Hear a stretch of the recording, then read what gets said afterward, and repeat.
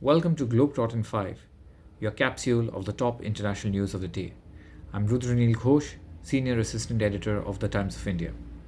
And today we are going to discuss the very unfortunate crash of a Tejas aircraft at the Dubai Air Show. As many of you would have heard, that an Indian Air Force Tejas aircraft crashed at the Dubai Air Show, killing the pilot who was commandeering the aircraft.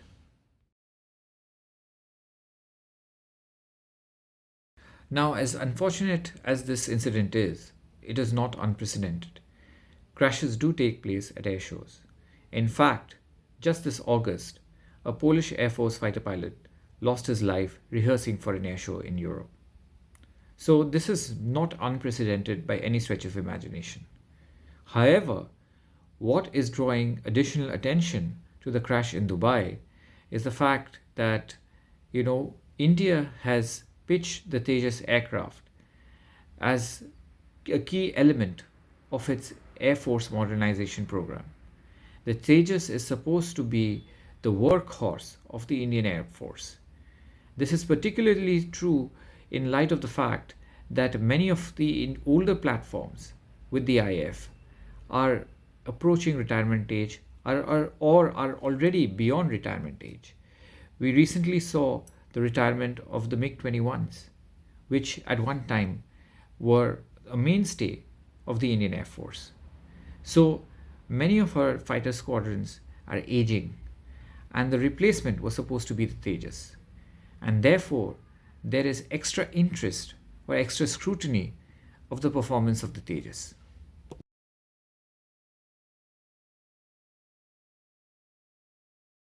Now, to be fair, the Indian Air Force has said that it is instituting a court of inquiry to get to the bottom of the crash in Dubai. Once the court of inquiry submits its report, we will know exactly what caused the crash. That said, one must admit that there have been issues with the Tejas program, particularly delays. The Tejas fighters' delivery and induction into the Air Force have been marred by huge delays due to various issues, some technical, some bureaucratic, some completely beyond our control. For example, one of the newer iterations of the Tejas fighter, the Mk1A, was supposed to start deliveries by 2024. However, due to the delay in the supply of America's GE engines, which power these aircraft, the deliveries are only going to start in 2026 at the earliest. Now, this is creating a massive problem for the Air Force because since the aging platforms in the Air Force are about to retire, the number of fighter squadrons with the Air Force is dwindling at an alarming rate.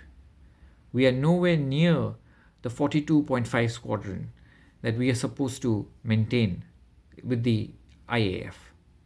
So, therefore, the Tejas, which was supposed to be the workhorse of the Indian Air Force, the failure to get them inducted, the failure to produce them at a fast enough clip, has created a major crunch in terms of the fighter jets available with the Indian Air Force.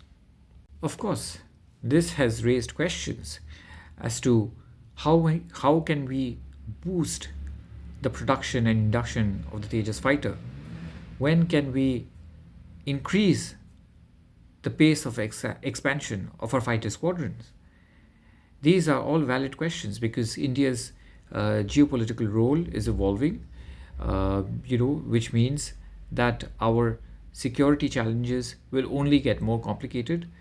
So, therefore, the Indian Air Force, which will definitely play a crucial part in India's future geopolitical and strategic projection, military strategic projection, will need to have sufficient number of fighter squadrons. So it is very important that we increase the production of Tejas fighters and fix whatever glitches, whatever lacunae that the Tejas program is currently suffering from.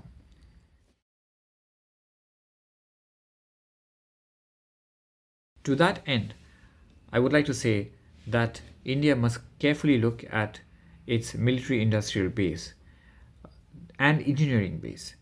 There is a view that too many of your graduates are focusing on very narrow fields such as IT and now increasingly AI, all the while neglecting some of the traditional engineering fields such as metallurgy, which are crucial for boosting your industrial base and military complex. So there is a argument to be made for having policies that incentivize engineering graduates in these particular sectors, which are important to have a robust and qualitatively superior military industrial base. This is something that the government of India needs to look at and see how it can incentivize engineering graduates in these particular fields, and not have them have these graduates chase after attractive fields such as IT and AI alone. With that, I would like to conclude by saying that what happened in Dubai today was extremely tragic. Our heart and thoughts are with the family of the deceased pilot. Our respects to the Indian Air Force pilots who keep us safe. But we must say that indigenization should continue. The Tejas, despite its setbacks, should be promoted, should be quickly produced, and quickly inducted into the Indian Air Force so that the Indian Air Force is properly resourced to meet our strategic security needs. With that, I end this episode of Globetrotter 5. Thank you very much.